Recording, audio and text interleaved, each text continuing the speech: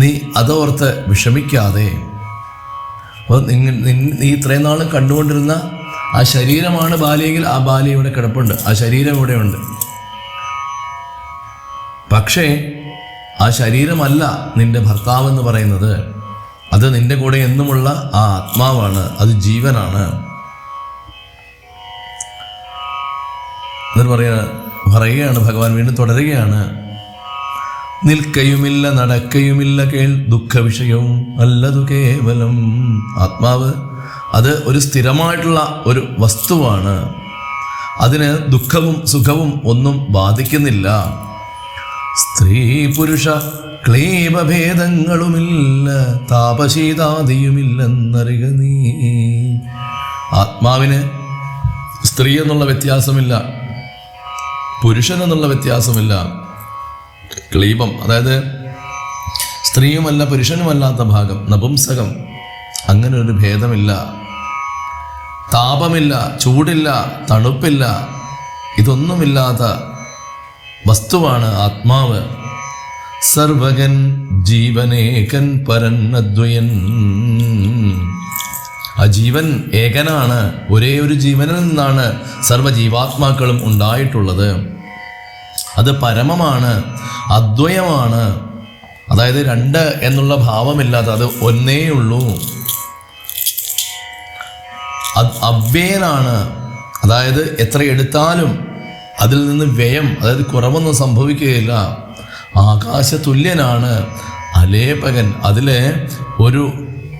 ഒന്നും ബാധിക്കുന്നില്ല ഈ ആത്മാവിൽ എന്നാണ് പറയുന്നത്. ശുദ്ധമായി നിത്യമായി ജ്ഞാനാത്മകമായ തത്വമൂർത്തെന്തു ദുഃഖത്തിനു കാരണം.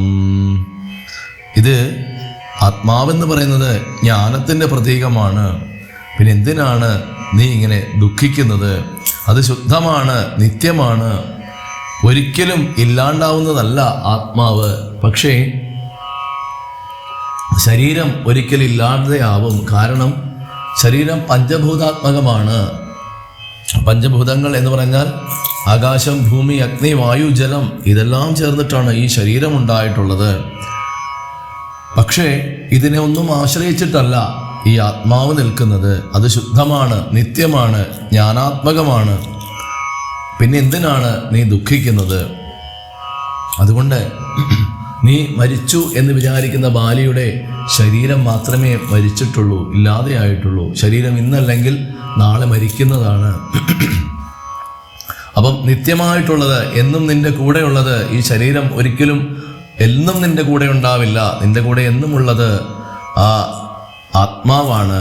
അങ്ങനെയുള്ള ആത്മാവായിട്ടുള്ള ബാലി ഒരിക്കലും മരിച്ചിട്ടില്ല. ശരീരം എന്നേ മരിച്ചിരിക്കുന്നു. ആത്മാവിന് ഒരിക്കലും മരണമില്ല. അതുകൊണ്ട് നീ സ്നേഹിക്കുന്ന, നീ വിശ്വസിക്കുന്ന നിന്റെ ഭർത്താവായിട്ടുള്ള ബാലി ആത്മസ്വരൂപനായിട്ട് എന്നും നിന്റെ ഒപ്പം തന്നെ ഉണ്ടാകും. അപ്പം അങ്ങനെ ഭഗവാന്റെ ആ വാക്യമൊക്കെ കേട്ടപ്പോഴത്തേക്കും താര രാമനോട് വീണ്ടും ചോദിക്കുകയാണ്. അങ്ങ് പറഞ്ഞല്ലോ, നിശ്ചേഷ്ട കാഷ്ടതുല്യം ദേഹമായതും സച്ചിതാത്മാ നിത്യനായതു ജീവനും. ആ ഉണങ്ങിയ ചലനമില്ലാത്ത വിറകു പോലെയാണ് ഈ ശരീരമെന്ന്. സച്ചിദാനന്ദമായിട്ടുള്ള ആത്മാവ്, നിത്യനായത് ജീവനും. എന്നും നിത്യമായിട്ടുള്ളത് ജീവനാണ്. ശരീരത്തിന് ചലനം കൊടുക്കണമെങ്കിൽ ഈ ആത്മാവ് ശരീരത്തിൽ പ്രവേശിക്കുമ്പോൾ മാത്രമേ ശരീരത്തിന് ജീവൻ ഉണ്ടാവുകയുള്ളൂ, അല്ലെ ചലനം ഉണ്ടാവുകയുള്ളൂ. അപ്പോൾ സുഖ ദുഃഖാദി സംബന്ധമാർക്കെന്നുള്ളതൊക്കെ അരുൾ ചെയ്യുക വേണം ദയാനിധേ. അപ്പോൾ ഇതിൽ ഈ ദുഃഖവും സുഖവുമൊക്കെ അപ്പോൾ ആരാണ് അനുഭവിക്കുന്നത് എന്ന് ഭഗവാനെ അവിടെ നിന്ന് എനിക്ക് പറഞ്ഞു തരണം. ഇവിടെ ആ താരയുടെ ആ ഒരു ഭാവം ഒന്ന് മാറി. ഇവിടെ താര ഒരു ഭഗവാന്റെ അടുത്ത് ഒരു ശിഷ്യയുടെ ഭാവത്തിലേക്ക് മാറി. അപ്പോൾ ഭഗവാൻ പറയാണ്, ധന്യേ, അത് ഞാൻ നിനക്ക് പറഞ്ഞു തരാം. വളരെ രഹസ്യമായിട്ടുള്ള ഒരു കാര്യമാണ്, അത് നീ കേട്ടാലും. രഹസ്യമായിട്ടുള്ളത് എന്ന് പറഞ്ഞാൽ അതിൻ്റെ അർത്ഥം ഇത് ആരും അറിയാൻ പാടില്ലാത്തത് എന്നല്ല, പറഞ്ഞാലും എല്ലാവർക്കും അത് മനസ്സിലാവാത്തത് എന്നാണ് അതിൻ്റെ അർത്ഥം. അതുകൊണ്ട് രഹസ്യം, ആധ്യാത്മികത്തിലെ രഹസ്യം എന്ന് പറയുന്നത് അത് പരസ്യമാണ്. പക്ഷെ അത് പറഞ്ഞാലും ആർക്കും അറിയില്ല. ആത്മതത്വമാണ് ഭഗവാൻ പറയുന്നത്. എത്ര കാലം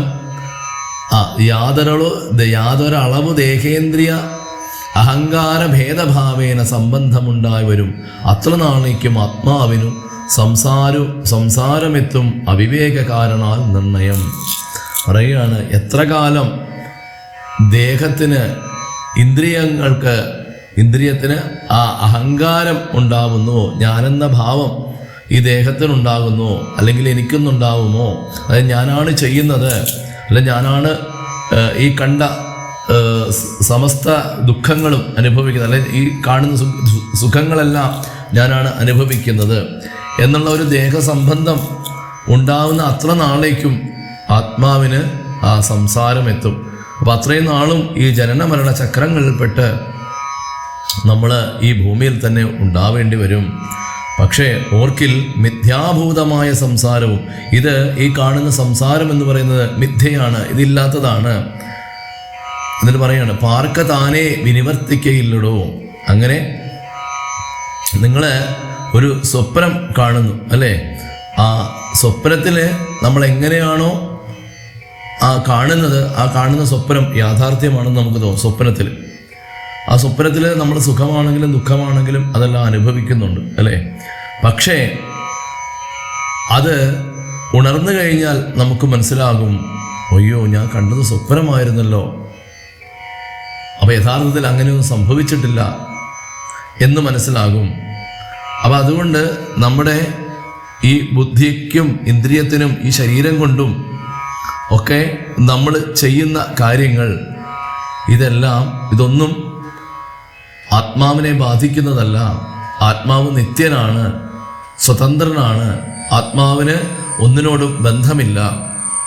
എല്ലാത്തിനും സാക്ഷിയായിട്ട് നമ്മുടെ ഉള്ളിൽ ഞാനെന്ന ഒരു രൂപത്തിൽ, അതായത് ഞാൻ ഉണരുമ്പോഴാണ് ഈ പ്രപഞ്ചമുണ്ട് എന്ന് നമുക്ക് തോന്നുന്നു. അത് അപ്പോഴും നമ്മുടെ ഉള്ളിൽ ആത്മസ്വരൂപത്തിൽ ഈശ്വരൻ അന്തർലീനമായിട്ടിരിക്കുന്നു. അങ്ങനെയുള്ള ആ ഒരു തത്വമൊക്കെ ഭഗവാൻ താരെ ബോധിപ്പിക്കുകയാണ്. അതുകൊണ്ട് ബാലി മരിച്ചു എന്ന് നീ കരുതണ്ട, ബാലിക്ക് ഒരിക്കലും മരണമില്ല. കാരണം ബാലിയുടെ ഉള്ളിലുള്ള ആത്മാവ് അത് എങ്ങും പോയിട്ടില്ല, അത് നിന്നോടൊപ്പം തന്നെ ഉണ്ട്. പിന്നെ ഈ ശരീരം അതെപ്പോഴാണെങ്കിലും നശിക്കേണ്ടതാണ് എന്ന് പറയുകയാണ്. എന്നിട്ട് ഭഗവാൻ അവസാനം പറയുകയാണ്, നിനക്ക് ഈ മായാബന്ധമുള്ളത് കൊണ്ടാണ് ഇങ്ങനെയൊക്കെ അജ്ഞാനം തോന്നുന്നത്. ഒരിക്കൽ നിജപുണ്യവിശേഷേണ ചേതസി സത്സംഗതി ലഭിച്ചിടുന്നു. അതായത് ഈ ജീവൻ ഇങ്ങനെ ഓരോരോ അജ്ഞാനത്തിൽപ്പെട്ട്, നേരത്തെ പറഞ്ഞു അല്ലേ, ഈ ദേഹമാണ് താനെന്ന് അറിയുന്ന ആളിന്, അല്ലെങ്കിൽ അങ്ങനെ തെറ്റിദ്ധരിക്കുന്ന ഒരാളിന് ഈ സംസാരത്തിൽ നിന്നും മോചനം ഉണ്ടാവുകയില്ല എന്ന് പറഞ്ഞു അല്ലേ. അപ്പം ഈ ദേഹമല്ല, താൻ നിത്യനായിട്ടുള്ള ആത്മാവാണ്. ആത്മാവെന്ന് പറയുന്ന പരമാത്മാവിന് തന്നെ അംശമായിട്ടുള്ള ആ ഒരു ജീവാത്മാവാണ് താന് എന്നുള്ള ഒരു ബോധത്തിലേക്ക് എത്തുമ്പോൾ അതോടുകൂടി സംസാരമില്ലാതാകും. നമ്മൾ ഈ ജനന മരണ ചക്രത്തെ ഭേദിച്ച് നമ്മൾ ഭഗവാനിലേക്ക് എത്തും എന്ന് പറഞ്ഞു. അതെത്തണമെങ്കിൽ എങ്ങനെയാണ്? ഓരോരോ ജന്മങ്ങളിലും നമ്മൾ ചെയ്ത ആ കർമ്മങ്ങൾ വെച്ച് നമുക്ക് ഉത്കൃഷ്ടമായിട്ടുള്ള ഓരോരോ ജന്മങ്ങൾ, പുണ്യങ്ങൾ ചെയ്താൽ ഉണ്ടാകും. അങ്ങനെ ധാരാളം പുണ്യം അധികരിക്കുന്ന സമയത്ത് നമുക്കൊരു സത്സംഗം ഉണ്ടാകുന്നു. അതായത് എൻ്റെ ഭക്തന്മാരെ ആരെങ്കിലും കാണാൻ തന്നുള്ള ഒരു ഭാഗ്യമുണ്ടാകുന്നു. മദ്ഭക്തനായ ശാന്താത്മാവിന് പുനരപ്പോളവൻ മതി മദ്വിഷയാദൃഢം ശ്രദ്ധയും ഉണ്ടാ. അപ്പോൾ എൻ്റെ ഭക്തൻ അവന് ഏത് വിഷയത്തിലാണോ ഈശ്വരീയമായിട്ടുള്ള ആ ഒരു കാര്യത്തിന് വേണ്ട കാര്യങ്ങൾക്കൊക്കെ ഉള്ള സത്സംഗം അവന് കൊടുക്കുന്നു. അവൻ്റെ മനസ്സിലുള്ള സംശയങ്ങളൊക്കെ നീക്കുന്നു. ശ്രദ്ധയുമുണ്ടാമൽ കഥാശ്രവണേ മമ ശുദ്ധസ്വരൂപ വിജ്ഞാനവും ജായതേ. അപ്പോൾ അങ്ങനെ വരുമ്പോൾ സത്സംഗം കിട്ടിക്കഴിഞ്ഞാൽ എൻ്റെ കഥകൾ കേൾക്കുന്നതിന് വേണ്ടിയിട്ട് കഥാശ്രവണത്തിലെ ശ്രദ്ധയുണ്ടാകും. അപ്പോൾ ശുദ്ധസ്വരൂപ വിജ്ഞാനവും വരും. അപ്പോൾ ആ ഭഗവാന്റെ സ്വരൂപ വിജ്ഞാനം താന് തന്നെ സംഭവിക്കുന്നു എന്നാണ് പറയുന്നത്. സൽഗുരുനാഥ പ്രസാദേന മാനസേ മുഖ്യവാക്യാർത്ഥ വിജ്ഞാനമുണ്ടായി വരും. ആ സമയത്ത് അതിനുശേഷം ആ ഭഗവാന്റെ കഥകളൊക്കെ കേട്ട് കഴിയുമ്പോൾ ഒരു ഗുരുനാഥനെ നിനക്ക് കിട്ടും. അപ്പോൾ ആ ഗുരുനാഥൻ സത്യമായിട്ടുള്ള അവസ്ഥ എന്താണ് എന്ന് നമുക്ക് വിജ്ഞാനം, അതായത് നമുക്ക് അതെന്താ പറയുക, ജീവിതത്തിൽ അത് തെളിയിച്ചു തരും. ദേഹേന്ദ്രിയ മനപ്രാണാദികൾ നിന്നാഹന്തവേറുന്നു നൂനമാത്മാവിതു സത്യം ആനന്ദമേകം പരമദ്വയം നിത്യം നിരുപമം നിഷ്കളം നിർഗുണം. യുദ്ധമറിയുമ്പോൾ മുക്തനാമപ്പോഴേ സത്യം മയോദിതം സത്യം മയോദിതം. അങ്ങനെ ആ സദ്ഗുരുനാഥൻ ഈ ദേഹവും ഇന്ദ്രിയങ്ങളും മനസ്സും പ്രാണനും അഹങ്കാരവും ചിത്തവും ഒന്നുമല്ല നീ എന്ന് ബോധിപ്പിക്കും. നീ ആരാണെന്ന് ബോധിപ്പിക്കും. സത്യമാണ്, എന്നും നിലനിൽക്കുന്നവനാണ്, നീ ആനന്ദ സ്വരൂപനാണ്, നീ ഏകനാണ്. ആരാണ്? നീ പരമമായിട്ടുള്ള വസ്തുവാണ്, അദ്വയനായിട്ടുള്ള വസ്തുവാണ്. അദ്വയം എന്ന് പറഞ്ഞാൽ രണ്ടില്ലാത്ത ഒരവസ്ഥ. നീ നിത്യനാണ്, നിരുപമമാണ്, എന്താ പറയുക, നിന്നോട് ഉപമിക്കാൻ മറ്റൊന്നുമില്ലാത്തതാണ്, നിഷ്കളമാണ്, നിർഗുണമാണ്. അതായത് നിർഗുണം എന്ന് പറഞ്ഞാൽ സത്വരജസ്തമോ ഗുണങ്ങളെ അതിക്രമിച്ച് നിൽക്കുന്ന ഗുണമുള്ളവൻ. അപ്പോൾ ഇത്രയൊക്കെ അറിഞ്ഞു കഴിയുമ്പോൾ മുക്തനാമപ്പോഴേ സത്യം മയോദിതം സത്യം മയോദിതം. അപ്പം ഇത്രയൊക്കെ കാര്യങ്ങൾ അറിഞ്ഞു കഴിയുമ്പോൾ എന്താവും? മുക്തനായിട്ട് വരും ജീവൻ എന്നാണ് പറയുന്നത്. ഇവിടെ നീ എന്ന് ഉദ്ദേശിക്കുന്ന ഭഗവാൻ ജീവനാണ്. ഏതൊരു ജീവനും. ഇത് ഞാൻ സത്യമാണ് പറയുന്നത്. അപ്പോൾ യാതൊരു തൻ വിചാരിക്കുന്നതെന്തിങ്ങനെ ചേതസി സംസാര ദുഃഖമവനില്ല. ഏതൊരുവനാണോ ഇങ്ങനെ ചിന്തിക്കുന്നത്, അതായത് ഞാൻ ശരീരമല്ല, ആത്മാവാണ്, ഞാൻ നിത്യനാണ്, ശുദ്ധനാണ്, മുക്തനാണ് എന്ന് ചിന്തിക്കുന്നത്, അവന് പിന്നെ ഒരിക്കലും ഈ സംസാര ദുഃഖം ഉണ്ടാവുകയില്ല. എന്നിട്ട് പറയുകയാണ്, അതുകൊണ്ട് നീയും മയാപ്രോക്തമോർത്ത് വിശുദ്ധമായി മായാവിമോഹം കളകമനോഹരെ. അതുകൊണ്ട് നീയും എന്നാൽ പറയപ്പെട്ട ഈ സദ്വാക്യം കേട്ട് നിന്റെ ഉള്ളിലുള്ള മായ അജ്ഞാനം എല്ലാം കളഞ്ഞ് നീ വിശുദ്ധയായി വരൂ എന്ന് പറയാണ്. എന്നിട്ട് പറയാണ്, കർമ്മബന്ധത്തിങ്കൽ നിന്നുടൻ വേർപെട്ടു നിർമ്മല ബ്രഹ്മണി തന്നെ ലയിക്ക നീ. എന്നിട്ട് നിന്റെ ഈ കർമ്മങ്ങളെല്ലാം അവസാനിപ്പിച്ചിട്ട്, അതായത് ഈ ജീവിതം,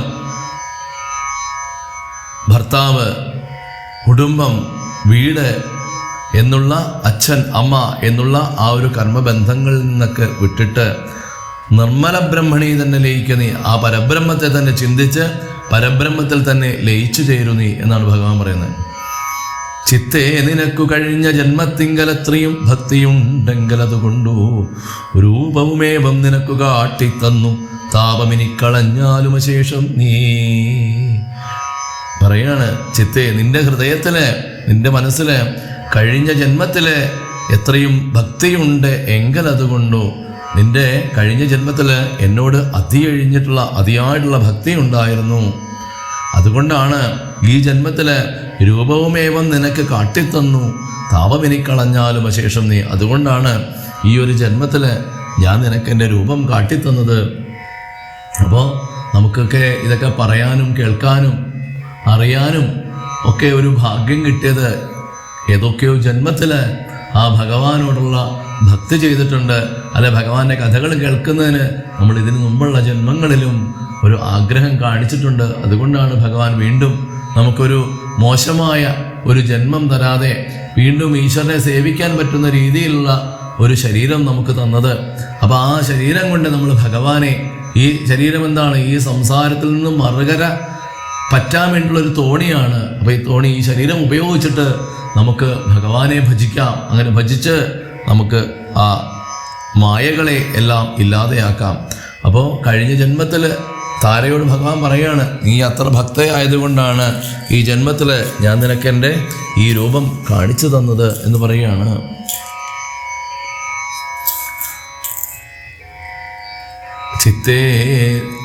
ചിത്തേ നിനക്കു കഴിഞ്ഞ ജന്മത്തിൽ എത്രയും ഭക്തിയുണ്ടെങ്കിൽ അതുകൊണ്ട് രൂപവുമേവം നിനക്ക് കാട്ടിത്തന്നു. അതുകൊണ്ട് നിന്റെ ഈ താപമെല്ലാം നീ ഇല്ലാതെയാക്കൂ. മദ്രൂപതി മീദൃശം ധ്യാനിച്ചു കൊള്ളുകയും മദ്വചനത്തെ വിചാരിച്ചു കൊള്ളുകയും ചെയ്താൽ നിനക്കു മോക്ഷം വരും നിർണയം. കൈതവമല്ല പറഞ്ഞത് കേവലം. എൻ്റെ ഈ രൂപം നീ നിത്യവും ധ്യാനിച്ചു കൊള്ളൂ. അതുപോലെ തന്നെ എൻ്റെ വാക്കുകളെ നീ എപ്പോഴും ചിന്തിച്ചു കൊള്ളൂ. അങ്ങനെ ചെയ്താൽ നിനക്ക് മോക്ഷം വരും തീർച്ച. ഞാൻ പറഞ്ഞത് അസത്യമല്ല, ഞാൻ പറഞ്ഞത് സത്യം തന്നെയാണ്. എൻ്റെ ഈ രൂപം, ഭഗവാൻ നമ്മളോടുള്ള ഉപദേശമാണ്. എൻ്റെ രൂപം നിങ്ങൾ എപ്പോഴും മനസ്സിൽ ധ്യാനിച്ചുകൊള്ളൂ. എൻ്റെ വചനത്തെ എപ്പോഴും മനസ്സുകൊണ്ട്, എൻ്റെ വചനം എന്ന് പറഞ്ഞാൽ എന്താണ്? ഭഗവാന്റെ അമൃതവാണികൾ അല്ലേ? അത് നമുക്ക് രാമായണത്തിലൂടെ കിട്ടും, ഭഗവാന്റെ അമൃതവാണികൾ. അപ്പം അതെന്നും ധ്യാനിച്ചു കഴിഞ്ഞാൽ എന്താണ്? നിനക്ക് മോക്ഷം വരും നിർണയം. അങ്ങനെയുള്ള ആരാണെങ്കിലും അവർക്ക് എന്തുണ്ടാകും? മോക്ഷം വരും. എന്നിട്ട് ഭഗവാൻ തന്നെ പറയാണ്, ഞാൻ പറഞ്ഞത് കളവല്ല, കൈതവമല്ല, പറഞ്ഞത് കേവലം. ശ്രീരാമവാക്യം ആനന്ദേന കേട്ടൊരു താരയും വിസ്മയം പൂണ്ടു വണങ്ങിനാൾ. അപ്പൊ അങ്ങനെ ഭഗവാന്റെ വാക്കുകളൊക്കെ കേട്ടപ്പോൾ ആ താരയ്ക്കുള്ള ദുഃഖമെല്ലാം മാറി, ആ ആത്മസ്വരൂപം പ്രകടമായി തുടങ്ങി. അപ്പോൾ ആനന്ദമുണ്ടായി. അങ്ങനെ വളരെ വിസ്മയത്തോടുകൂടി ഭഗവാനെ വണങ്ങി. അങ്ങനെ മോഹമെല്ലാം അകന്ന് ചിത്തം തെളിഞ്ഞു. അങ്ങനെ ദേഹാഭിമാന ദുഃഖമെല്ലാം ഇല്ലാതെയായി. അതിനുശേഷമോ അങ്ങനെ ദേഹാഭിമാനം ഇല്ലാതെയായി കഴിഞ്ഞാൽ ആത്മാനുഭൂതി തെളിഞ്ഞു വരും. അപ്പോൾ ആത്മപ്രബോധമുണ്ടാകും. അപ്പോൾ എന്താവും? ജീവൻ മുക്തയാകും. അപ്പോൾ ആത്മാനുഭൂതി ഉണ്ടായി താരയ്ക്ക് സന്തുഷ്ടമായിട്ടുള്ള ഒരു നിലയിലേക്ക് താര മാറി. അതുപോലെ തന്നെ ജീവൻ മുക്തയായി. എന്തുകൊണ്ടാണ്? മോക്ഷപ്രദനായിട്ടുള്ള രാഘവൻ തന്നോട് കാൽക്ഷണം സംഗമമാത്രേണ താരയും. കുറച്ച് ഒരു കാൽക്ഷണം ഭഗവാനോടൊപ്പം ഒരു സംഗമം ഉണ്ടായപ്പോഴാണ് താരയിൽ ഈ ജീവിതം ഒക്കെ മാറിയത് അല്ലേ? താര എങ്ങനെ പറഞ്ഞുകൊണ്ടാകുന്നത്? ഭഗവാനെ, രാമ എന്നെയും കൂടി വധിച്ചിട്ട് ആ ചിതയിലേക്ക് എടുത്തു വിടൂ. ആ ഭർത്താവിനോട് ഞാനും കൂടി പോകട്ടെ. എന്തിനാണ് നീ ഇങ്ങനെ ചെയ്തത് എന്നൊക്കെ ചോദിച്ചിട്ടാണ് വന്നത് അല്ലേ? ഇപ്പോൾ അതൊക്കെ മാറി. അപ്പോൾ ഇപ്പം എന്തായി അവസ്ഥ? ജീവൻ മുക്തയായി, ആത്മപ്രബോധമുണ്ടായി. ഭഗവാനുമായിട്ടൊരു സംഘം വന്നപ്പോൾ ഭക്തി മുഴുത്തിട്ടനാദിബന്ധം തീർന്നു മുക്തമയാളൊരു നാരി എന്നാകിലും വ്യഗ്രം എല്ലാം അകലപ്പോയി തെളിഞ്ഞിതു സുഗ്രീവനുമിവ കേട്ടോരനന്തരം അജ്ഞാനമെല്ലാം അകന്നു സൗഖ്യം പൂണ്ടു വിജ്ഞാനമോടതി സ്വസ്ഥനായാൻ തുലോം. അങ്ങനെ താരയ്ക്കുള്ള അജ്ഞാനമെല്ലാം മാറി, അങ്ങനെ മുക്തയായി മാറി എന്നാണ് പറയുന്നത്. കഴിഞ്ഞ അധ്യായത്തിൽ സുഗ്രീവൻ പറഞ്ഞതുപോലെ ഞാൻ മണ്ണിന് വേണ്ടി കുഴിച്ചപ്പോൾ എനിക്ക് കിട്ടിയത് ആ നിധിയാണ് കിട്ടിയത് എന്ന് സുഗ്രീവൻ പറഞ്ഞു. ഭഗവാന്റെ ആ അമൃതവാണി കേട്ടപ്പോഴത്തേക്കും അല്ലേ, സുഗ്രീവനോട് ഭഗവാൻ ആ വാക്കുകൾ ഉപദേശിക്കുന്നുണ്ട്. അപ്പോൾ സുഗ്രീവൻ പറയുന്നുണ്ട്, ഞാൻ ആ മണ്ണിന് വേണ്ടിയിട്ട് ഭൂമി കുഴിച്ചപ്പോൾ എനിക്ക് കിട്ടിയത് ദിവ്യങ്ങളായിട്ടുള്ള രത്നങ്ങൾ തന്നെ എനിക്ക് കിട്ടി എന്ന് പറയുന്നുണ്ട്. അപ്പോൾ അതുപോലെ തന്നെ ഇപ്പോൾ താരയും മുക്തയായി, അജ്ഞാനമെല്ലാം അകന്നു. തുടർന്ന് സുഗ്രീവന്റെ രാജ്യാഭിഷേകമാണ്. സുഗ്രീവനോടരുൾ ചെയ്താനന്തരം അഗ്രജപുത്രൻ നാം അംഗദൻ തന്നെയും മുന്നിട്ടു സംസ്കാരമാദി കർമ്മങ്ങളെ പുണ്യാഹ പര്യന്തമാഹന്ത ചെയ്യുക നീ. ഭഗവാൻ സുഗ്രീവനോടും അതുപോലെ തന്നെ അംഗദനോടും കൂടി പറയുകയാണ്, അച്ഛൻ്റെ സംസ്കാരാദി കർമ്മങ്ങളെല്ലാം വേണ്ട രീതിയിൽ നീ ചെയ്യണം എന്ന് പറയുകയാണ്. അങ്ങനെ രാമൻ്റെ ആജ്ഞ അനുസരിച്ച് സുഗ്രീവനും അതുപോലെ തന്നെ അംഗദനും വളരെ സന്തോഷത്തോടു കൂടി ബാലിയെ ഒരു രാജാവിന് തുല്യമായിട്ട് തിരികെ എന്താ പറയുക, അതിനുള്ള ഒരു രാജാവിനെ എങ്ങനെയാണോ സംസ്കാരാദി ക്രിയകൾ ചെയ്യുന്നത് അതുപോലെ തന്നെ ചെയ്യുകയാണ് ഇവിടെ ബാലിക്കും. സൗമ്യമായുള്ളൊരു താരയും പുത്രനും ബ്രാഹ്മണരും അമാത്യ പ്രധാനന്മാരും. അങ്ങനെ ബ്രാഹ്മണർ വന്നു, പൗരജനങ്ങൾ വന്നു. ഒരു നൃപേന്ദ്രോചിതം ഒരു രാജാവിനെ എന്ന പോലെ ഭേരി മൃദംഗാദിവാദ്യഘോഷത്തോടും, അങ്ങനെ ഭേരി മൃദംഗാദിവാദ്യഘോഷങ്ങളോടും കൂടി ശാസ്ത്രോക്തമാർഗേണ കർമ്മം, അങ്ങനെ വേണ്ട കർമ്മങ്ങളൊക്കെ ശാസ്ത്രത്തിൽ വിധിച്ചതുപോലെ തന്നെ ബാലിക്ക് കഴിച്ചു. സ്നാത്വാചകമാരഘൂത്തമ സന്നിധോ, അതിനുശേഷം കുളിച്ചിട്ട് ആ ഭഗവാന്റെ അടുത്തേക്ക് വന്നു എന്നാണ് പറയുന്നത്. അപ്പോൾ മന്ത്രികളോടൊക്കെ കൂടിയിട്ട് വന്നു. അങ്ങനെ ഭഗവാനോട് പറയുകയാണ് ഭഗവാനെ, ഈ രാജ്യത്തെ രക്ഷിച്ച അങ്ങ് തന്നെ പരമപൂജ്യനായിട്ടുള്ളത്, അതുകൊണ്ട് അവിടുത്തെ ദാസനാണ് ഞാൻ. അതുകൊണ്ട് അങ്ങ് തന്നെ ദേവദേവേശ തേ പദദ്വയം പാദപത്മദ്വയം സേവിച്ചു കൊള്ളുവാൻ ലക്ഷ്മണനെ പോലെ ദാസനായുള്ള ഒരു അടിയനെ ഇനി തവ ശാസനയും പരിപാലിച്ചു സന്തതം ദേവദേവേശ തേ പാദപത്മദ്വയം സേവിച്ചു കൊള്ളുവാൻ ലക്ഷ്മണനെ പോലെ. അതുകൊണ്ട് ഭഗവാനെ, എനിക്ക് ഈ രാജ്യമൊന്നും വേണ്ട, അങ്ങ് ഈ രാജ്യം ഏറ്റെടുക്കണം, അങ്ങ് ഈ രാജ്യത്തെ രാജാവാകണം. എന്നിട്ട് അങ്ങയുടെ ദാസനായിട്ട് ലക്ഷ്മണനെ പോലെ ഞാനും അങ്ങയുടെ പാദദാസനായിട്ട് അങ്ങയുടെ കൂടെ വരികയാണെന്ന് പറയുകയാണ്. ഭഗവാന് ഇതൊക്കെ കേട്ടപ്പോൾ ഭഗവാൻ വന്ന് മന്ദഹസിച്ചുകൊണ്ട് ഒരു ചെറു പുഞ്ചിരിയോടുകൂടി ഭഗവാൻ പറയാണ്, നീ തന്നെയാണ് ഞാൻ, അതിനൊരു സംശയവുമില്ല. നീ ഭരിച്ചാലും ഞാൻ ഭരിച്ചാലും ഒന്നുപോലെയാണ്. അതുകൊണ്ട് എൻ്റെ ആജ്ഞയാണിത്. രാജ്യാധിപത്യം നിനക്ക് തന്നെ. ഈ രാജ്യത്ത് നിനക്കാണ് ഈ രാജ്യത്തിൻ്റെ ആധിപത്യമുള്ളത്. അതുകൊണ്ട് നീ വേഗം പോവുക, എന്നിട്ട് വേഗം അഭിഷേകം കഴിക്കൂ, രാജാവായിട്ട് നിന്നെ അഭിഷേകം കഴിക്കൂ എന്ന് ലക്ഷ്മണനോട് പറഞ്ഞ് ഏൽപ്പിക്കുകയാണ് സുഗ്രീവനെ രാജ്യാഭിഷേകം ചെയ്യാനായിട്ട്. ഭഗവാൻ പറയാണ്, സൗമിത്ര ചെയ്യും അഭിഷേകം ആദരാൽ സാമർഥ്യമുള്ള കുമാരനെ പിന്നെ നീ യൗവരാജ്യാർത്ഥമഭിഷേകയ പ്രഭോ സർവമധീനം നിനക്കു രാജ്യം സഖേ. നിനക്ക് ഈ രാജ്യം നിന്റെ അധീനത്തിലാണിനി. ബാലിയെപ്പോലെ പരിപാലനം ചെയ്തു. ബാലി എങ്ങനെയാണോ രാജ്യം ഭരിച്ചത് അതുപോലെ തന്നെ നീ നന്നായിട്ട് തന്നെ ഈ രാജ്യം ഭരിക്കണം. ബാലനെയും പരിപാലിച്ചു കൊള്ളുക നീ. ആ ബാലിയുടെ പുത്രനായിട്ടുള്ള അംഗദനെ നിന്റെ പുത്രനെ പോലെ തന്നെ നീ പരിപാലിക്കണം എന്ന് പറയുകയാണ്. അങ്ങനെ അവിടെ ചെന്ന് ആ കിഷ്കിന്ധയിൽ പോയി സുഗ്രീവന് അഭിഷേക കർമ്മങ്ങളൊക്കെ ചെയ്തു സുമിത്രാത്മജൻ. തുടർന്ന് ആ സമയത്ത് ഭഗവാൻ സമാധി അവസ്ഥയിലിരിക്കുന്ന സമയത്താണ്, ശ്രീരാമചന്ദ്രൻ മഹാപ്രഭു സമാധി അവസ്ഥയിലിരിക്കുന്ന സമയത്താണ് ഒരു ഏകാന്തമായിട്ട് ഭഗവാൻ ഇരിക്കുന്ന സമയത്ത് ആ സൗമിത്രി ചെന്നിട്ട് ഭഗവാനോട് ചോദിക്കുകയാണ്, കേൾക്കയിലാഗ്രഹം പാരം ക്രിയാമാർഗമാഖ്യാഹി മോക്ഷപ്രദം ത്രിലോകീപതേ വർണ്ണാശ്രമികൾക്കും മോക്ഷദം പോലത് വർണ്ണിച്ചരുൾ ചെയ്യുക വേണം ദയാനിധേ. ഭഗവാനെ, എനിക്ക് ക്രിയാമാർഗ ഉപദേശം നൽകിയാലും അത് മോക്ഷപ്രദമാണെന്ന് ഞാൻ കേട്ടിട്ടുണ്ട്. വർണ്ണാശ്രമികൾക്കും മോക്ഷതമാണ്. അതുകൊണ്ട് അങ്ങത് എന്നോടൊന്ന് പറഞ്ഞു തരണം എന്ന് പറയുകയാണ്. നാരദവ്യാസ വിരിഞ്ചാദികൾ സദാ നാരായണ പൂജ കൊണ്ട് സാധിക്കുന്നു. നിത്യം പുരുഷാർത്ഥമെന്ന് യോഗീന്ദ്രന്മാർ ഭക്തിയാ പറയുന്നത് കേൾപ്പുണ്ടു ഞാൻ. നാരദ മഹർഷിയെ പോലെ, വ്യാസമഹർഷിയെ പോലെയുള്ള ബ്രഹ്മാദികളെ പോലുള്ള ഭഗവാന്മാര് നിത്യം നാരായണ പൂജ കൊണ്ട് തന്നെ സാധിക്കുന്നു. പുരുഷാർത്ഥം, ധർമാർത്ഥ കാമമോക്ഷങ്ങളാണ് പുരുഷാർത്ഥം എന്ന് യോഗീന്ദ്രന്മാർ പറയുന്നത് ഞാൻ കേട്ടിട്ടുണ്ട്. ഭക്തനായിട്ടുള്ള അവിടുത്തെ ദാസനായിട്ടുള്ള അടിയന് മുക്തിപ്രദമായിട്ട് അങ്ങ് ഉപദേശിക്കണം.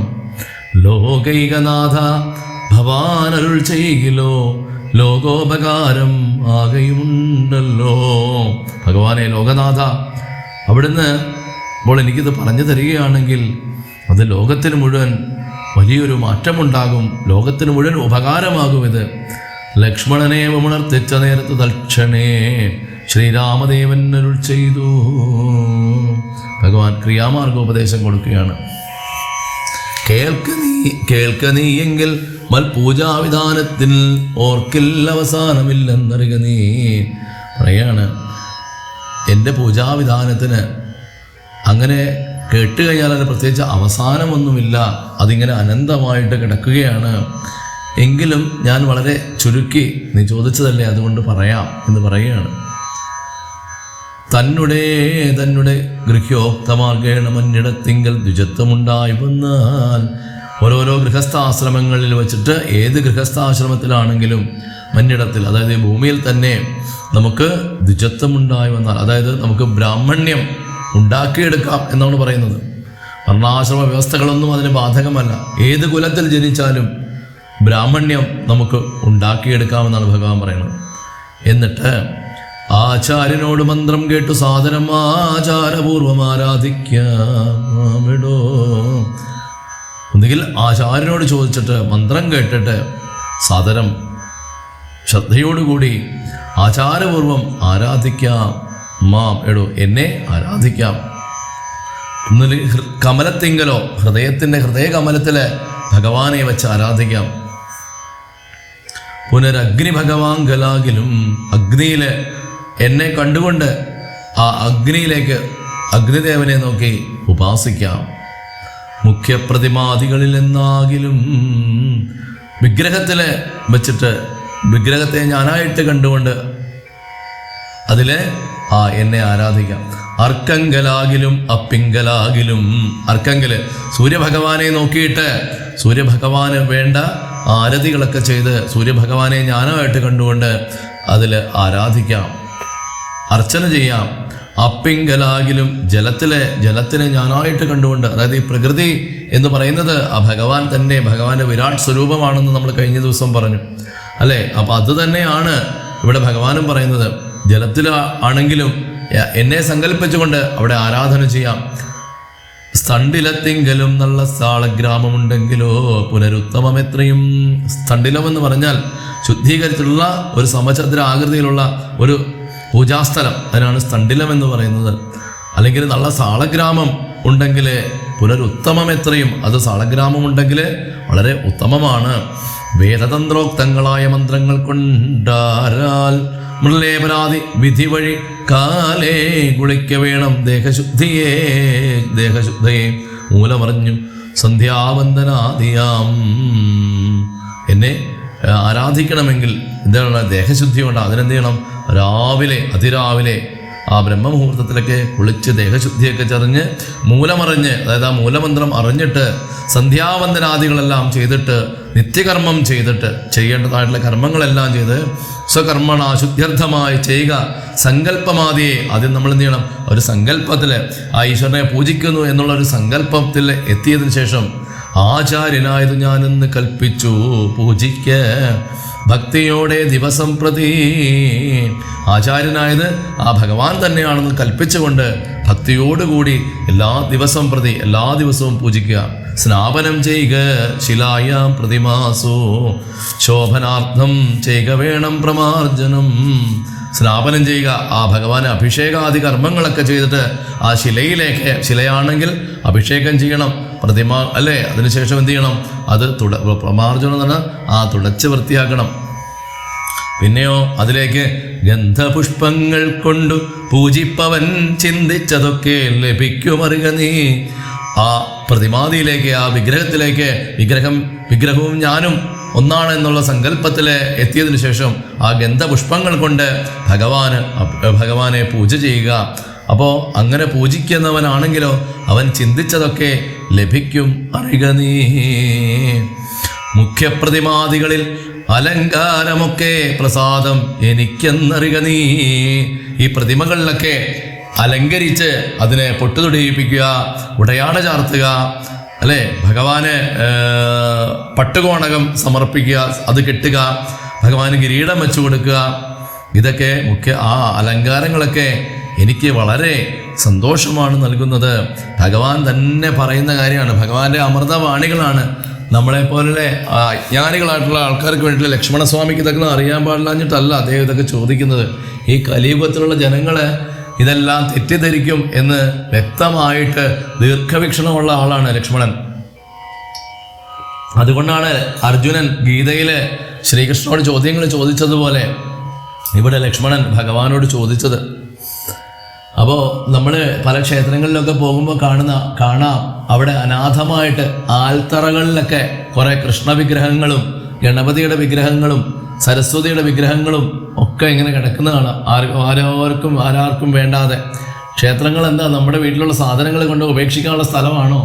ഒന്ന് ചിന്തിച്ചു നോക്കൂ. ഭഗവാൻ തന്നെ പറയുകയാണ്, പ്രതിമാദികളിൽ എന്നെ നിങ്ങൾ പൂജിക്കൂ എന്നാണ് പറയുന്നത്. നിങ്ങളുടെ വീട്ടിൽ വെച്ച് പൂജിച്ചോളൂ എന്ന് ഭഗവാൻ തന്നെ പറയുകയാണ്. അങ്ങനെ ഗന്ധപുഷ്പങ്ങൾ കൊണ്ട് നിങ്ങൾ എന്നെ പൂജിക്കൂ എന്നാണ് പറയുന്നത്. അപ്പോൾ അങ്ങനെ പൂജിക്കുന്നവർക്ക് അവരെന്താണോ മനസ്സിൽ ആഗ്രഹിക്കുന്നത് അതെല്ലാം ഞാൻ അവർക്ക് കൊടുക്കും. അത് അലങ്കരിച്ചോ, എനിക്കത് അലങ്കാരമൊക്കെ എനിക്ക് വളരെ പ്രിയമാണ്. ഇനി നിങ്ങൾക്ക് ഇതൊന്നുമില്ലേ, നിങ്ങൾ ജലത്തെ ഞാനായിട്ട് കണ്ടിട്ട് അവിടെ ആരാധിച്ചോളൂ, അവിടെ അർച്ചന ചെയ്തോളൂ, പുഷ്പങ്ങൾ കൊണ്ട് അർച്ചന ചെയ്തോളൂ. ഇനി ജലമില്ലേ, വേണ്ട, നിങ്ങൾ സൂര്യഭഗവാനിൽ എന്നെ കണ്ടുകൊണ്ട് ആരാധിച്ചു. സൂര്യൻ എന്തായാലും ഇല്ലാതെ വരില്ലല്ലോ, സൂര്യനെ നോക്കിയിട്ട് എന്നെ ആരാധിക്കൂ. ഇനി ഇതൊന്നുമില്ല, നിങ്ങൾക്ക് ഒരു ചതുരത്തിലുള്ള ഒരു കുറച്ച് സ്ഥലമുണ്ടെങ്കിൽ അത് കുറച്ച് വൃത്തിയാക്കി എടുത്തിട്ട് അത് ചതുരാകൃതിയിൽ എടുത്തിട്ട് അതിൽ നിങ്ങൾക്ക് എന്നെ ആരാധിക്കാം. ഇനി സ്ഥലഗ്രാമം ഉണ്ടെങ്കിൽ സ്ഥലഗ്രാമത്തിൽ വിധിപൂർവം തന്ത്ര മന്ത്ര ഉപദേശങ്ങളൊക്കെ പറഞ്ഞതിന് ശേഷമാണ് ചെയ്യേണ്ടത്. ഭഗവാൻ പറയുന്നുണ്ട്. അല്ലാതെ പ്രതിമകളിലെ ശിലാവിഗ്രഹങ്ങളിലൊക്കെ അർച്ചന ചെയ്യാനോ അഭിഷേകം ചെയ്യാനോ അത് തുടച്ച് വൃത്തിയാക്കാനോ ഒന്നും യാതൊരുവിധ മന്ത്രതന്ത്ര വിധികളും അറിയേണ്ട ആവശ്യമില്ല. അപ്പം അതൊക്കെ വീടുകളിൽ വെക്കുന്ന എപ്പോഴും ഐശ്വര്യം തന്നെയാണ്.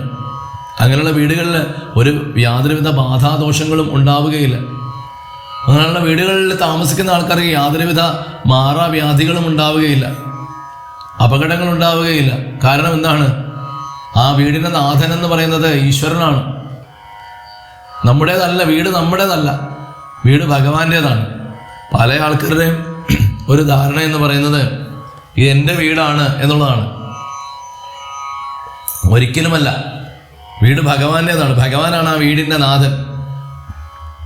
അപ്പം ആ ഭഗവാനോട് പറഞ്ഞിട്ട് പോകുമ്പോൾ ആ നാഥൻ്റെ ഉത്തരവാദിത്തമാണ് അവരെ കാത്തുരക്ഷിക്കുക എന്നുള്ളത്. അപ്പോൾ ഒരു അപകടങ്ങളിലേക്കും അവർ പോവുകയില്ല. അപ്പം അതുകൊണ്ട് സന്ദർഭവശാൽ പറഞ്ഞു എന്ന് മാത്രം നമ്മുടെ ക്ഷേത്രങ്ങൾ അനാഥമായിട്ട് ഇങ്ങനെ നമ്മുടെ വിഗ്രഹങ്ങൾ ഇങ്ങനെ കൊണ്ട് കൂട്ടിയിടരുത്. ആ വിഗ്രഹങ്ങൾ നമ്മുടെ വീടുകളിൽ വെച്ചാൽ നമുക്ക് ഉയർച്ചയും അഭിവൃദ്ധിയും സന്തോഷവും ആനന്ദവും സമാധാനവും മാത്രമേ ഉണ്ടാവുകയുള്ളൂ. ആരെങ്കിലും തെറ്റായിട്ട് പറഞ്ഞ് ധരിപ്പിച്ചിട്ടുണ്ടെങ്കിൽ അത് ഇനിയെങ്കിലും മാറ്റുക. പലരും പറയും അവിടെ വീടുകളിൽ വിഗ്രഹം വയ്ക്കരുത്, വിളക്ക് കൊളുത്തരുത്, മാലയിടിയിപ്പിക്കരുത്, അങ്ങനെയൊക്കെ ഇട്ട് കഴിഞ്ഞാൽ പൂജിക്കരുത്. അവിടെ ഭഗവാൻ വരും, ഭഗവാൻ വന്ന സാന്നിധ്യം ഉണ്ടാകും. ആ സാന്നിധ്യം ഉണ്ടാക്കി കഴിഞ്ഞാൽ പിന്നെ ചോദിക്കണമൊക്കെ കൊടുക്കണം. എന്തൊക്കെ തെറ്റിദ്ധാരണകളാണ് നമ്മളുടെ ഈ ഹൈന്ദവ സമൂഹത്തിൽ ഓരോരുത്തരും പടച്ചു വിടുന്നതെന്ന് ഓർത്താൽ മതി. ഭഗവാനെ ആരാധിക്കുന്നവരെ ഭഗവാന് ഇങ്ങനെ ബുദ്ധിമുട്ടിക്കുന്ന ആളാണോ ഭഗവാൻ? ഇന്ന് നിങ്ങൾ ആരാധിച്ചില്ല, നാളെ തൊട്ട് എനിക്ക് പാൽപ്പായസം ഉണ്ടാക്കിത്താ, അല്ലെങ്കിൽ ശർക്കര പായസം വേണം. ഭഗവാൻ ഇതിൻ്റെ ഒന്നും ആവശ്യമില്ല. ഭഗവാൻ ഇതെല്ലാം തികഞ്ഞ ആളാണ്. അതുകൊണ്ടാണ് ഭഗവാൻ എന്നുള്ള പേര് തന്നെ വന്നത്. നമ്മൾ പൂജിച്ചു എന്ന് പറഞ്ഞാൽ ഒരിക്കലും ഭഗവാൻ നമ്മളെ ഉപദ്രവിക്കുകയില്ല. പൂജിച്ചു കഴിഞ്ഞാൽ നമുക്ക് ശ്രേയസ്സും സത്സമ്പത്തും നമ്മുടെ മക്കൾക്ക് പുരോഗതിയും നമ്മുടെ അച്ഛനമ്മമാർക്ക് സുഹൃതവും മാത്രമേ ഉണ്ടാവുകയുള്ളൂ. മാത്രമല്ല നമ്മുടെ 7 തലമുറ ശുദ്ധീകരിക്കപ്പെടും. നമുക്ക് മുമ്പുള്ള 7 തലമുറ ശുദ്ധീകരിക്കും. നമ്മുടെ കുടുംബത്തിൽ ആരെങ്കിലും ദുർമരണപ്പെടുകയോ അല്ലെങ്കിൽ എന്തെങ്കിലും മോശമായ രീതിയിൽ മരിക്കുകയൊക്കെ ചെയ്തിട്ടുണ്ടെങ്കിൽ ആ തലമുറയൊക്കെ ആത്മാക്കളൊക്കെ ശുദ്ധീകരിക്കപ്പെടും ഈ ഒരു വ്യക്തി കാരണം. ഇനി ഇതിന് ശേഷം 7 തലമുറ ശുദ്ധീകരിക്കും. അതാണ് ആ ഭഗവാനെ ഭജിച്ചു കഴിഞ്ഞാൽ നമുക്ക് കിട്ടുന്ന ഒരു പ്രോഗ്രസ് എന്ന് പറയുന്നത്. ഭഗവാൻ നമുക്ക് ദാനമായിട്ട് നൽകും. ഹൃദയത്തിൽ എപ്പോഴും ആ ഭഗവാനെ ചിന്തിക്കണമെന്ന് മാത്രം. അതുകൊണ്ട് ദയവ് ചെയ്ത് നമ്മുടെ വീടിൻ്റെ നാഥന്മാരെ ആരോർക്കും വേണ്ടാത്തതായിട്ട് എവിടെയെങ്കിലും കൊണ്ട് ഇട്ടിട്ട് പോരരുത്. ഇല്ലെങ്കിൽ ഒരു പ്രതിമ വീടുകളിൽ മേടിച്ച് വെച്ച് ആരാധിക്കുക. തീർച്ചയായിട്ടും അതിൻ്റെ ഗുണങ്ങൾ നിങ്ങളെ തേടി വരും.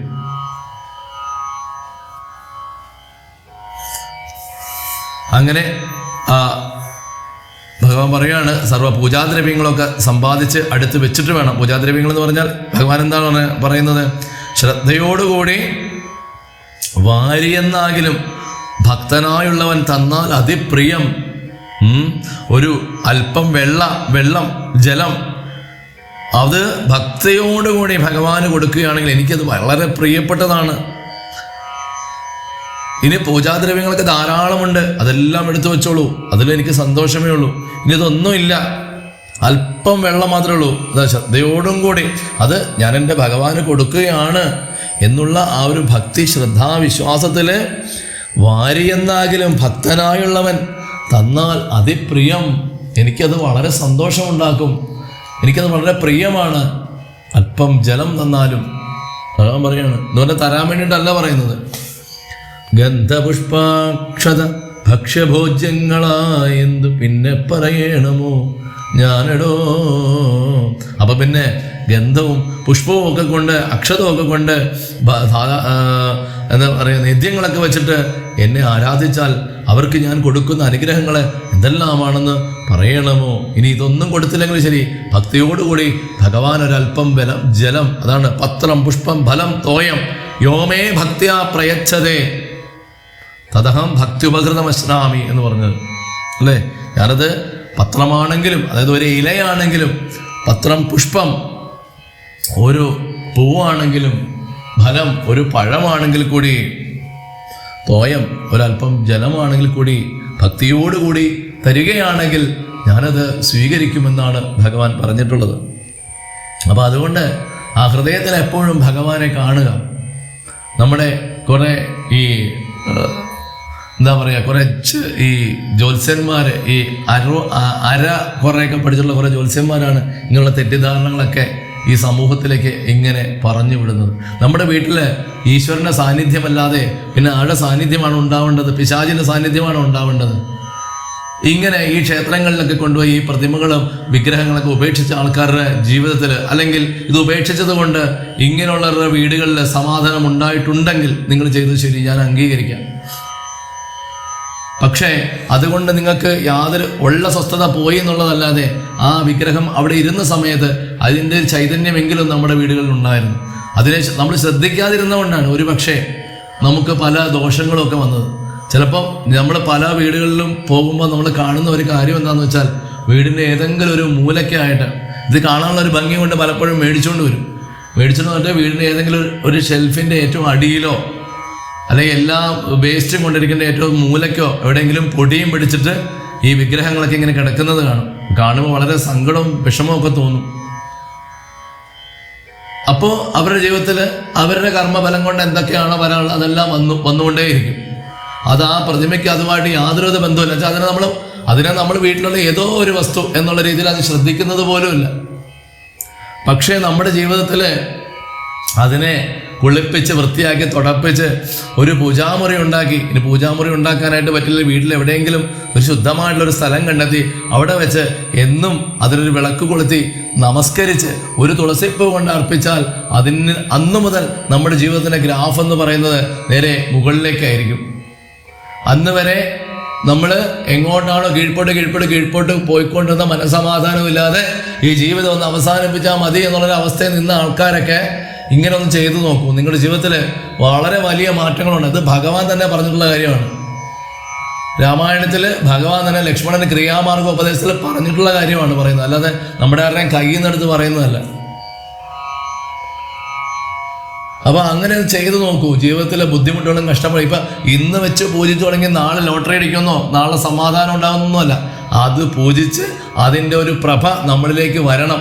നാമമന്ത്രങ്ങൾ കൊണ്ട്, നാമജപം കൊണ്ട് ആ ഭഗവാന് ശക്തി ഉണ്ടാകണം. നമ്മൾ അങ്ങോട്ട് ഭഗവാന് കൊടുക്കുന്ന ബലമാണ്. നമ്മൾ ശ്രദ്ധിക്കാതിരുന്നാൽ ഭഗവാൻ നമ്മളെ ശ്രദ്ധിക്കില്ല. അപ്പോൾ നമ്മളുടെ ജീവിതത്തിൽ കർമ്മ പ്രാരബ്ധം കൊണ്ട് അനുഭവിക്കേണ്ട പല ദോഷങ്ങളും നമ്മളിൽ നിന്ന് കണ്ണിൽ നിന്ന് പുരികത്തെ കൊണ്ട് മാറിപ്പോകും. ദുഃഖങ്ങൾ ഉണ്ടെങ്കിലും അത് സഹിക്കാനുള്ള ഒരു കപ്പാസിറ്റി ഭഗവാൻ നമുക്ക് തരും. ആത്മബലം ഉണ്ടാകും. നാമജപം ചെയ്യുന്ന വീടുകളിൽ എപ്പോഴും ഒരു ഭഗവത് സാന്നിധ്യം എപ്പോഴും ഉണ്ടാകും. ഒരു ആനന്ദമുണ്ടാകും. ജീവിതത്തിൽ ഉണ്ടാവേണ്ടത് ആനന്ദവും സന്തോഷവുമല്ലേ, അല്ലാതെ എന്നും ടെൻഷൻ അടിച്ച് പ്രയാസങ്ങൾ അറിഞ്ഞ് അങ്ങനെ ജീവിച്ചിട്ട് എന്താണ് പ്രയോജനം? അപ്പം അതുകൊണ്ട് ഭഗവാനെ വേണ്ടതുപോലെ തന്നെ ഭഗവാനെ ആചരിച്ച് ഭഗവാനെ പൂജിക്കുക. തീർച്ചയായും ഞാൻ പറഞ്ഞില്ലേ, ഒരു മൂലമന്ത്രവും നിങ്ങൾ പഠിക്കേണ്ട. അതൊക്കെ തന്ത്രശാസ്ത്രങ്ങൾക്ക് അറിഞ്ഞവർ ചെയ്തോട്ടെ. ഒരു പുഷ്പം എടുത്ത് ഭഗവാന്റെ പാദങ്ങളിൽ വയ്ക്കുക, ഒരു വിളക്ക് കൊളുത്തി വയ്ക്കുക. ഇനിയിപ്പോൾ പറയും എല്ലാ ദിവസവും നമുക്ക് കൊളുത്താൻ പറ്റിയില്ലെങ്കിലോ, ഒരു കുഴപ്പമില്ല. ഇന്നലെ വരെ നീ കൊളുത്തില്ല, ഇന്നെന്താ നീ എനിക്ക് വിളക്ക് കൊളുത്താതെ എന്ന് ചോദിച്ചാൽ ഭഗവാൻ നമ്മളെ അടിക്കാനൊന്നും വരില്ല. അതൊക്കെ മനുഷ്യരുടെ ആയിട്ടുള്ള തെറ്റിദ്ധാരണകൾ മാത്രമാണ്. അപ്പം അങ്ങനെ ഭഗവാൻ വളരെ വിശദമായ രീതിയിൽ പുരുഷ സൂക്തം കൊണ്ട് എന്നെ പൂജിക്കാം. അതൊക്കെ വലിയ തന്ത്രമൊക്കെ പഠിച്ച ആൾക്കാർക്ക് വേണ്ടി, നമ്മൾ സാധാരണക്കാർക്ക് വേണ്ടിയിട്ടുള്ളതല്ല. പിന്നെ മൂലമന്ത്രം കൊണ്ട് പൂജിക്കാം. പിന്നെ എന്താണ്, യജ്ഞകുണ്ഡത്തിൽ ഹവിസർപ്പിച്ചുകൊണ്ട് പൂജിപ്പിക്കാം. അതുപോലെ തന്നെ താമ്പൂലവും അതുപോലുള്ള കാര്യങ്ങളൊക്കെ വെച്ചിട്ട് പൂജിക്കാം. പിന്നെ ദീപ്താഭരണ വിഭൂഷിതം, അങ്ങനെ എല്ലാ ആഭരണങ്ങളും ഒക്കെ ഭഗവാനെ അണിയിപ്പിച്ചുകൊണ്ട്, നേരത്തെ പറഞ്ഞു ഭഗവാൻ അലങ്കാരപ്രിയനാണ് അല്ലേ. അതുപോലെ തന്നെ ഭഗവാൻ പറയുന്നത് ഭഗവാന്റെ ആ ഒരു രൂപം എപ്പോഴും ഹൃദയത്തിൽ ധ്യാനിച്ചുകൊണ്ട് പൂജിക്കണമെന്നുള്ളതാണ്. അത് ഭാവത്തിലാണ് പ്രധാനം. അതുപോലെ തന്നെ അർഘ്യപാദ്യ പ്രധാനാർത്ഥമായും മധുവർക്കം കൊണ്ടും ഒക്കെ ഭഗവാനെ പൂജിക്കാം. പിന്നെയോ അങ്ങനെ ഇതെല്ലാം പറഞ്ഞിട്ട് അവസാനം പറയുന്നത് എന്താണ്? ദത്വാ മതഗ്രേമൽ പ്രീതിപൂർവകം നൃത്തഗീത സ്തുതി പാഠാദിയും ചെയ്തു, പാദാംബുജെ നമസ്കാരവും ചെയ്തുടൻ ചേതസി മാം ഉറപ്പിച്ചു വിനീതനായി. അതായത് നൃത്തം ചെയ്യാൻ അറിയാവുന്നവർക്ക് ഭഗവാന് മുമ്പിൽ നൃത്തം കൊണ്ട് ഭഗവാനെ പൂജിക്കാം. ഇനി ഗീതങ്ങളെ അറിയാവുള്ളൂ, സ്തുതികളെ അറിയാവുള്ളൂ, അത് ചെയ്യാം ഭഗവാന് മുമ്പിൽ. അവസാനം ആ ഭഗവാന്റെ പാദാംബുജങ്ങളിൽ നമസ്കരിച്ച് ആ ഹൃദയം ഭഗവാനിലേക്ക് ഉറപ്പിച്ചാൽ എന്താണ്? ഭഗവാൻ വിനീതനാകും, ഭഗവാൻ അതിൽ സന്തുഷ്ടനാകും. പിന്നെയോ മദ്ദത്തമാകും പ്രസാദത്തെയും പുനരുത്തമാങ്കേ നിധായാനന്ദപൂർവകം. ഭഗവാന്റെ ആ പ്രസാദത്തെ ഇപ്പോൾ പൂജിക്കാൻ തുടങ്ങുന്നതിന് മുമ്പ് അല്പം കുങ്കുമോ അല്ലെങ്കിൽ അല്പം ചന്ദനമോ ഭസ്മമോ ഒക്കെ അതിൽ വെച്ച് കഴിഞ്ഞാൽ, ആ ഭഗവാന്റെ അടുത്ത് വെച്ച് കഴിഞ്ഞാൽ ആ പൂജാപുഷ്പങ്ങളെല്ലാം മന്ത്രാർച്ചിതമായിട്ട് അവിടെ ചെല്ലുകയും അത് നമുക്ക് പ്രസാദമായിട്ട് അത് നമ്മുടെ ഉത്തമാംഗത്തിൽ, അതായത് നമ്മുടെ നെറ്റിയിൽ ധരിക്കുകയും ചെയ്യണം, ശിരസിൽ. എന്നിട്ട് അവസാനം എന്ത് ചെയ്യണം? പൂജിച്ചതിന് ശേഷം രക്ഷമാം ഘോര സംസാരാതിഥി മുഹുരുത്വാ നമസ്കാരവും ചെയ്തനന്തരം ഉദ്വസിപ്പിച്ചുടൻ പ്രത്യങ്മഹസിംഗലിദ്ധം ദിനമനു പൂജിക്ക മത്സഖേ. പറയാണ്, പൂജയൊക്കെ കഴിയുമ്പോഴത്തേക്കും ഭഗവാന്റെ ആ പാദങ്ങളിൽ നമസ്കരിച്ചുകൊണ്ട് പറയണം, രക്ഷമാം ഘോര സംസാരാതിഥി മുക്കുരുത്വാ നമസ്കാരവും ചെയ്തനന്തരം. ഭഗവാന്റെ പാദകമലങ്ങളിൽ ആ ഉത്തമാംഗത്തെ, ആ ശിരസിനെ വെച്ചുകൊണ്ട് നമസ്കരിച്ചുകൊണ്ട് പറയണം, രക്ഷമാം ഘോര സംസാരാത്, രക്ഷമാം ഘോര സംസാരാത്, രക്ഷമാം ഘോര സംസാരാത്. ഈ ഘോരമായിട്ടുള്ള ഈ സംസാരത്തിൽ നിന്നും എന്നെ രക്ഷിക്കണേ ഭഗവാനെ എന്ന് പറഞ്ഞ് നമസ്കരിക്കണം. അപ്പോൾ ഈ ജന്മത്തിൽ അല്ലെങ്കിൽ ഏതെങ്കിലും ഒരു ജന്മത്തിൽ തന്നെ ഭഗവാൻ നമ്മുടെ ഈ ജനന മരണ ചക്രത്തിൽ നിന്നും മോചിപ്പിച്ച് ഭഗവാനിലേക്ക് ഭഗവാൻ നമ്മളെ സ്വീകരിക്കും. അങ്ങനെ ഉദ്വസിപ്പിച്ചുടൻ പ്രത്യങ്മഹസിംഗലിദ്ധം ദിനമനു പൂജിക്ക മത്സക. എല്ലാ ദിവസവും പൂജിക്കാനാണ് പറഞ്ഞത്. ഭക്തേ സംയുക്തനായുള്ള മർത്യൻ മുതാ നിത്യമേവം ക്രിയായോഗമനുഷ്ഠിക്കിൽ. അതായത് ഭക്തി സംയുക്തനായിട്ടുള്ള മനുഷ്യന് എന്നും ഈ ക്രിയായോഗം അനുഷ്ഠിച്ചു കഴിഞ്ഞാൽ ദേഹനാശേമമ സാരൂപ്യവും വരും. ആ ദേഹം നശിക്കുന്ന സമയത്ത്, ആ ശരീരം ഈ ആത്മാവിൽ നിന്ന് വേർപെടുന്ന സമയത്ത് എന്തുണ്ടാകും? അവൻ എൻ്റെ സാരൂപ്യം, എൻ്റെ രൂപമായി ചേരും. അവൻ വരും ഐഹിക സൗഖ്യങ്ങൾ എന്തു ചൊല്ലേണമോ. പിന്നെ ആ ഐഹിക സൗഖ്യങ്ങൾ പിന്നെ പറയേണ്ട ആവശ്യമുണ്ടോ എന്ന് ചോദിക്കണം. യുദ്ധം മയോക്തം ക്രിയായോഗം ഉത്തമം ഭക്ത്യാ പഠിക്കതാൻ കേൾക്കതാൻ ചെയ്യില്ലോ.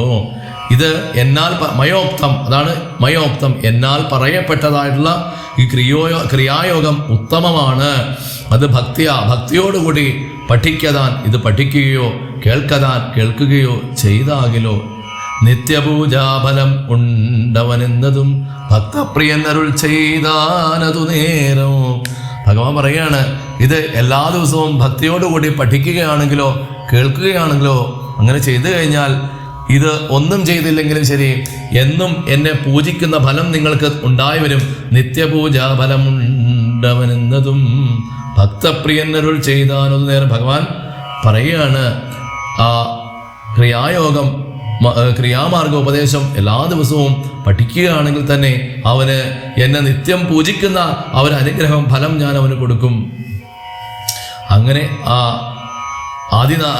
ശേഷാംശജാതനായിട്ടുള്ള അനന്തനായിട്ടുള്ള ആ ലക്ഷ്മണൻ തന്നോട് ഇപ്രകാരമൊക്കെ ചോദിച്ചപ്പോൾ ഭഗവാൻ പറഞ്ഞ മറുപടികളാണ് ഇതെല്ലാം. മായാമയനായ നാരായണൻ വരൻ മായ അവലംബ്യ ദുഃഖം തുടങ്ങിനാൻ. ഭഗവാൻ ഇതൊക്കെ കഴിഞ്ഞിട്ട് എന്ത് ചെയ്തു? സാധാരണ ഒരു മനുഷ്യനെ പോലെ ആയിട്ട് വീണ്ടും കരയാൻ തുടങ്ങി. ആ ജനകാത്മജേ സീതേ മനോഹരേ ആ ജഗന്മോഹിനി നാഥേ മമ പ്രിയേ ഏവമാതി പ്രലാപം ചെയ്തു നിദ്രയും ദേവദേവൻ വരാതചമം ചെയ്തു. സൗമിത്ര തന്നുടെ വാക്യാമൃതം കൊണ്ടു സൗമുഖ്യമോടു മരുവും ചില നേരോ. അപ്പം ഇങ്ങനെയൊക്കെ കരഞ്ഞു വിഷമിച്ചിരിക്കുമ്പോൾ സൗമിത്ര ചെന്നിട്ട് എന്തെങ്കിലും ഭഗവാനോട് നല്ല വാക്യങ്ങളൊക്കെ പറയുമ്പോഴത്തേക്കും അങ്ങനെ കുറച്ച് സമയം ഭഗവാൻ കുറച്ച് സമയം അങ്ങനെ ഉറങ്ങുമായിരുന്നു, വിശ്രമിക്കുമായിരുന്നു എന്നാണ് പറഞ്ഞു വെച്ചത്. ബാക്കി നമുക്ക് അടുത്ത ദിവസം കേൾക്കാം. എല്ലാ ഭക്ത മനസ്സുകൾക്കും ഭഗവാന്റെ അനുഗ്രഹം ഉണ്ടാവട്ടെ എന്ന് ഭഗവാനോട് തന്നെ അപേക്ഷിക്കുകയാണ്.